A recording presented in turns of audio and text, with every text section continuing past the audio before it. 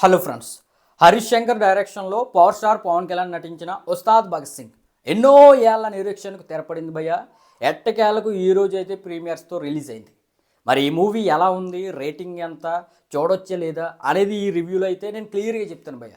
దానికంటే ముందు మీరైతే ఈ వీడియోని లైక్ చేయండి, షేర్ చేయండి. అదేవిధంగా మీరు ఎప్పటికే మూవీని చూస్తుంటే మీకు ఏ విధంగా అనిపించిందో కింద కామెంట్ అయితే చేయడం మర్చిపోవద్దు. ఇక డైరెక్ట్ పాయింట్లోకి వెళ్ళిపోతే అందరికీ ఒకటే డౌట్ ఉండిపోయింది భయ్య, ఇది తేరీ రీమేకా అని. అయితే ఇది తేరీ రీమేక్ కాదు భయ్య.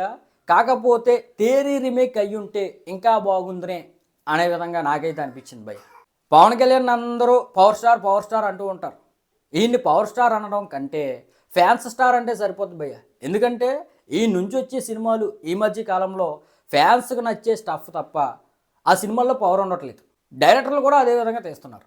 ఇక ఈ సోదంతా ఎందుకు, సినిమా ఎలా ఉందో డైరెక్ట్ చెప్పరా అంటే, ప్లాట్ విషయానికి వస్తే భయ్య చాలా రొటీన్ స్టోరీ, చాలా ప్రెడిక్టబుల్గా ఉంటుంది. అదేమిటంటే పాలిటిషియన్ అవ్వాలనుకునే విలన్ వాడిని ఆపడానికి అర్థం లేకుండా ప్రతి దాంట్లో దూరిపోయే హీరో.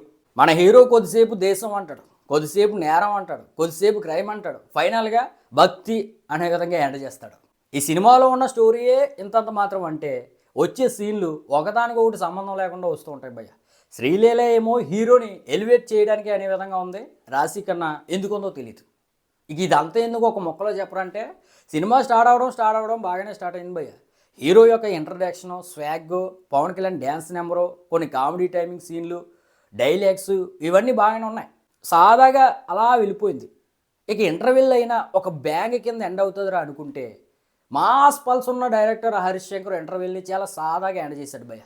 అదైతే సర్ప్రైజింగ్లీ నేనైతే చాలా డిసప్పాయింట్ అయ్యాను. ఏంటి పవర్ స్టార్ సినిమాలో ఇంటర్వెల్ ఓరేంజ్లో లేకపోవడమా, అది కూడా హరీష్ శంకర్ డైరెక్షన్లో. ఆ విధంగా ఇంటర్వెల్ అయిపోయింది భయ్య, యావరేజ్గా అనిపించింది.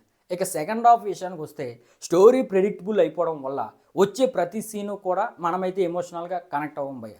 ఫైనల్గా చెప్పేది ఏంటంటే, పవన్ కళ్యాణ్ యొక్క swag, dialogues, dance number, comedy timing, Harish Shankar యొక్క డైలాగ్స్, అదేవిధంగా ఫ్యాన్స్కి నచ్చే కొంత స్టఫ్ ఉంది.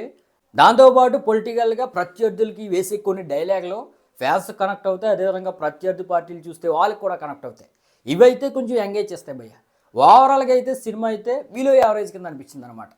అందుకని ఈ మూవీకి నేనైతే 2 రేటింగ్ ఇస్తాను భయ్య, అవుట్ ఆఫ్ 5.